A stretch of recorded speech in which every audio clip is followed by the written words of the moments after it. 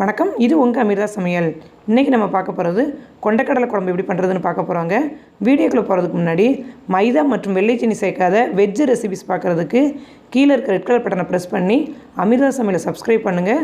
அப்படி பக்கத்தில் இருக்க பெல் ஐக்கானை கிளிக் பண்ணிங்கன்னா நாங்கள் அப்லோட் பண்ண வீடியோஸ் உங்களுக்கு நோட்டிஃபிகேஷனாக வரும். வாங்க வீடியோக்குள்ளே போகலாம். முதல்ல ஒரு 100 கிராம் அளவுக்கு கொண்டக்கடலை எடுத்து வேக வச்சு எடுத்து வச்சுருக்கேன். இது குறைஞ்சது ஒரு 6-7 மணி நேரம் நல்லா தண்ணியில் ஊறி இருக்கணும், அப்போ தான் வேகும்.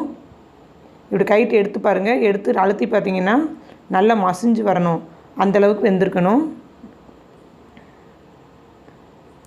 இப்படி அழுத்தி பாருங்கள், நல்லா வெந்திருக்கு. இது கூட ஒரு லெமன் சைஸ் புளியை நனைய வச்சு எடுத்து வச்சுருக்கேன். 3/4 கப் சின்ன வெங்காயத்தை நீலவாக்கில் கட் பண்ணி எடுத்து வச்சுருக்கேன்.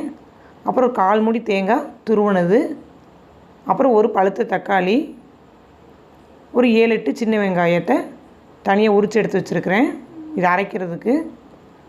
இது போக 1 ஸ்பூன் கடுகு உளுந்தம்பருப்பு, ஒரு 1/4 ஸ்பூன் அளவுக்கு வெந்தயம், 2 ஸ்பூன் சீரகம், அப்புறம் கருவேப்பிலை, 1 ஸ்பூன் சாம்பார் பொடி, 1/2 ஸ்பூன் கொத்தமல்லி பொடி, ஒரு 1/4 ஸ்பூன் அளவுக்கு மிளகாய்த்தூள், அப்புறம் ஒரு முருங்கைக்காவை கட் பண்ணி எடுத்துருக்கேன். நீங்கள் முருங்கைக்காய்க்கு பதிலாக கத்திரிக்காய் கூட சேர்த்துக்கலாம்.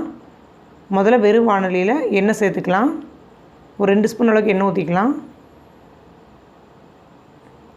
எண்ணெய் சூடானதும் கடுகு போடலாம். 1/4 ஸ்பூன் வெந்தயம், 1 ஸ்பூன் சீரகம், 1 ஸ்பூன் எடுத்து வச்சுருங்க. அப்புறம் கருவேப்பிலை போட்டு லைட்டாக வதக்கிக்கலாம். இது கூட கட் பண்ணி வச்சுருக்க முருங்கைக்காவையும் 3/4 கப் சின்ன வெங்காயத்தையும் சேர்த்துக்கலாம். வெங்காயமும் முருங்கைக்காவும் நல்லா வேகட்டும், அந்தளவுக்கு வதக்கிக்கோங்க. ஓரளவுக்கு வதங்கினதுக்கப்புறம் இப்போ தக்காளி சேர்த்துக்கலாம். தக்காளி நல்லா வதக்கிடுங்க. இந்த அளவுக்கு வந்ததுக்கப்புறம் மசாலா பொடிகள் சேர்த்துக்கலாம். 1 ஸ்பூன் சாம்பார் பொடி, 1/2 ஸ்பூன் தனியா, 1/4 ஸ்பூன் மிளகாய்த்தூள். இதையும் நல்லா பரட்டி விட்டுருங்க. இப்போ நம்ம நனைய வச்சுருக்க புளி தண்ணியை சேர்த்துக்கலாம். இதோட தேவையான அளவு தண்ணியும் சேர்த்துக்கோங்க. அல்லது நீங்கள் புளி தண்ணியை சேர்த்துட்டு அதுக்கப்புறம் மசாலா பொடி போட்டாலும் கூட பரவாயில்ல, ரெண்டுமே ஒன்று தான். இப்போ குழம்பு நல்லா கொதிக்கட்டும். கொதித்து நல்லா முருங்கைக்காய் வேகணும். முருங்கைக்காய் கொஞ்சம் அந்த எல்லோ ஷேடிங் அந்த கலர் மாறினதுக்கப்புறம் நம்ம வேக வச்சு வச்சுருக்க கொண்டக்கடலை சேர்த்துடலாம். இதோட கொண்டக்கடலை குழம்போடு நல்லா மிக்ஸ் ஆகட்டும். தேவையான அளவு உப்பு சேர்த்துக்கோங்க. நம்ம அதுக்குள்ளே தேங்காய் அரைச்சிடலாம். தேங்காய், 7 சின்ன வெங்காயம், 1 ஸ்பூன் சீரகம், இதை கொஞ்சம் தண்ணி விட்டு இப்படி அரைச்சி எடுத்துக்கோங்க பேஸ்ட்டாக. இப்போ இதை நம்ம கொதிக்கிற குழம்புல சேர்த்துடலாம். இப்போ கரண்டிட்டு நல்லா கலக்கி விட்டுருங்க. இன்னொரு 5 நிமிஷம் நல்லா கொதிக்கட்டும்.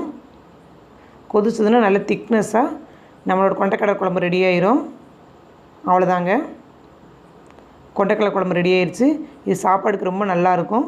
இதை உங்கள் வீட்டில் நீங்கள் ட்ரை பண்ணி பாருங்கள். இந்த வீடியோ உங்களுக்கு பிடிச்சிருந்ததுன்னா லைக் பண்ணுங்கள், கமெண்ட் பண்ணுங்கள், உங்கள் ஃப்ரெண்ட்ஸுக்கு ஷேர் பண்ணுங்கள். அப்படியே அமிர்தா சமையலை சப்ஸ்கிரைப் பண்ணுங்கள். இந்த நாள் இனிய நாளாக அமையட்டும். நன்றி.